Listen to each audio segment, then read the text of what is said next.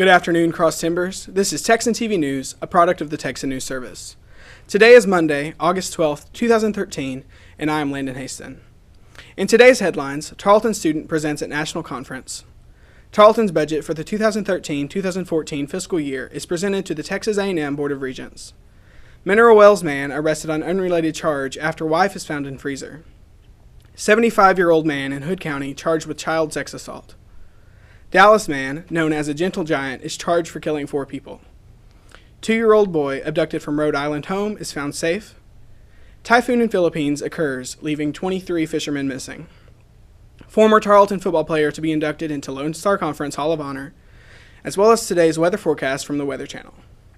And now for today's top story in campus news. Rachel Peoples, a Tarleton student from Weatherford, gave a presentation at a national conference in Washington, D.C. this past Friday.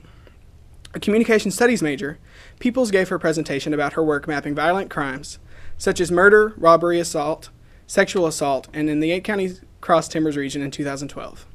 She gave her presentation at the annual conference for the Association of Education in Journalism and Mass Communication. Peoples, the project manager, and other Tarleton students filed requests for offense reports for violent crimes, shared the records gathered through Document Cloud, and then posted the data on interactive maps using Google Fusion. Peoples spoke to Texan News Service about the presentation and project, and she said, "Working on the project has been an excellent opportunity for learning. I've learned so much about the journalist's use of the Public Information Act and the ability to practice managerial and collaboration skills."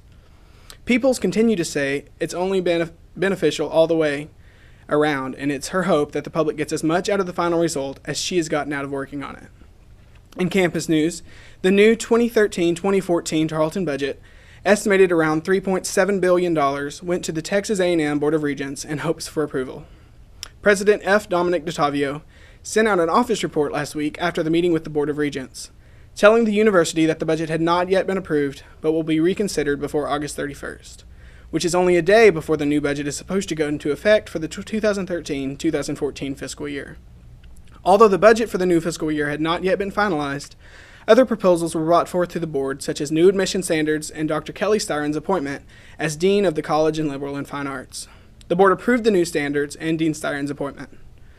Now that the board approved the new admission standards, they now have to be approved by the Texas Higher Education Coordinating Board. These new standards will make admission to Tarleton tougher, as students in the bottom 39% of their high school class will not be admitted, and anyone from the 40 to 49% range must have scores of 950 or higher on the SAT, or 20 or higher on the ACT. Students in the top half of their graduating classes must provide either SAT or ACT scores, as well as the new plan. President DeTavio said in his office's report that Tarleton will continue to raise admission standards, and it is a move that they believe will enhance the value of a Tarleton degree. In regional news, according to the Mineral Wells Index, police arrested Cecil Ray Huddleston, 49, Friday, on a blue warrant, violation of parole, and booked him into Palo Pinto County Jail.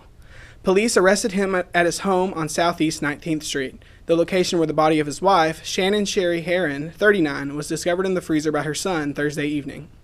Police Chief Dean Sullivan said Friday's arrest was unrelated to the discovery of his wife's body. Sullivan said the preliminary autopsy showed no evident signs of trauma. In looking at information from the crime scene and articles gathered under a search warrant, it does not appear that there was any foul play, but the investigation is ongoing.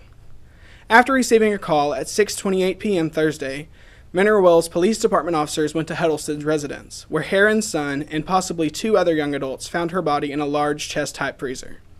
Sullivan said sources said the kids were looking for food, possibly for a cookout. Sullivan said police confirmed the report and secured the house, separating witnesses. Meanwhile, he said, detectives prepared and secured a search warrant to give us the legal authority to go in and search. He said Bradford and Mineral Wells Police Department detectives conducted a crime scene process and transferred the woman's body to Dallas for autopsy. Also in regional news, according to the Hood County News, a 75-year-old Hood County man has admitted to sexual sins with 2 boys starting when they were 13. Bobby Thomas Thompson of the 2700 block of Andrews Circle in the Andrews Addition north of Granbury was taken into custody August 1st at his home by District Attorney Investigator Robert Young. Thompson was charged with 2 counts of aggravated sexual assault of a child, a criminal complaint document states. He is in Hood County Jail on bonds totaling $100,000. The charges cited in the complaint are first-degree felony aggravated sexual assaults because the victims were under 14 at the time the activity first began. An adult connected with a local church told Young that both of the victims had reported the sexual abuse to him.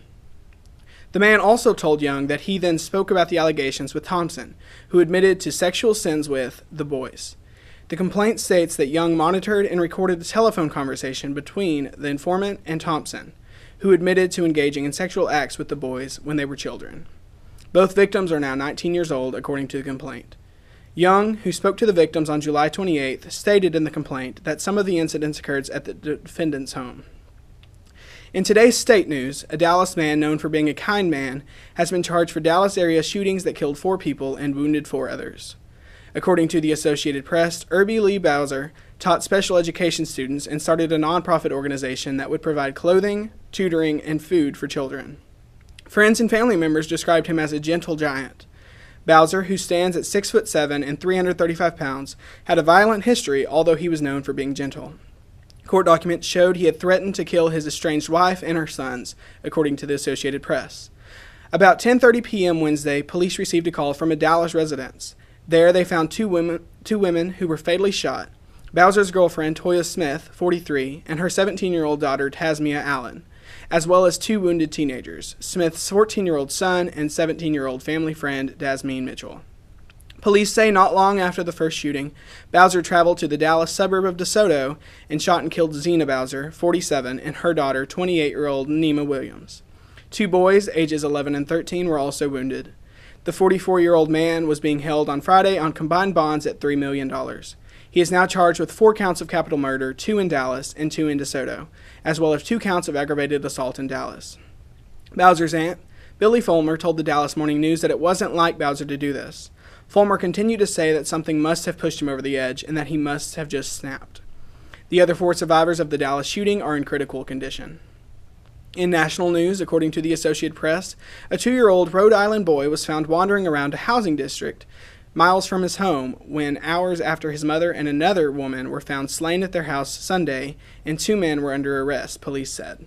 A patrolman in Providence spotted Isaiah Perez walking around the Chad Brown housing project by himself around 8:15 p.m., said Johnston Deputy Police Chief Daniel Priyo. The toddler was evaluated at Hasbro Children's Hospital and had no injuries, he said. The search for the boy began after the 2 bodies were discovered about 5:20 a.m. at a home in Johnston, a town of 30,000 residents less than 10 miles from Providence. 2 men were arrested in the double homicide and Isaiah's abduction. While police continued their search for the child, Perillo said investigators believe the victims were killed between 4:30 a.m. and 5 a.m., and the boy was taken from the home. The name of the 2 dead were not immediately released. Malcolm Crowell, 22, was arrested in Fall River, Massachusetts, Sunday afternoon, and Daniel Rodriguez, 27 or 28, was arrested that evening in Providence. Perillo said. Both suspects are from Providence, but Perillo would not say why police suspect the 2 or how they are related to each other or to the victims. Investigators were working to determine the relationships among the boy, his abductor, and the 2 homicide victims. Perillo said it was unclear whether the boy's abductor was living in the home, was a guest, or was uninvited. When the boy went missing, a nationwide Amber Alert was issued that identified the child and also named Crowell as a suspect. In international news, according to the Associated Press, a powerful typhoon struck the northern Philippines on Monday, toppling power lines and dumping heavy rains across mountains, cities, and food-growing plains, and leaving at least 23 fishermen missing. Typhoon Utor, described as the strongest typhoon globally so far this year, slammed ashore in mountainous eastern Aurora province, with sustained winds of 175 kilometers, or 109 miles per hour, and gusts of up to 130 miles per hour. About 1,000 residents in the central Bicol region spent the night in shelters while Aurora province was without power, the National Disaster Agency said. Radio stations reported roofs were blown off and a covered basketball court washed away in Dalungan County. There was no immediate word in casualties, but 23 fishermen who were out at sea failed to return home in 4 towns, according to their families. Authorities were hoping they just took shelter in coves and nearby islands, said Office of Civil Defense Regional Director Bernardo Alejandro.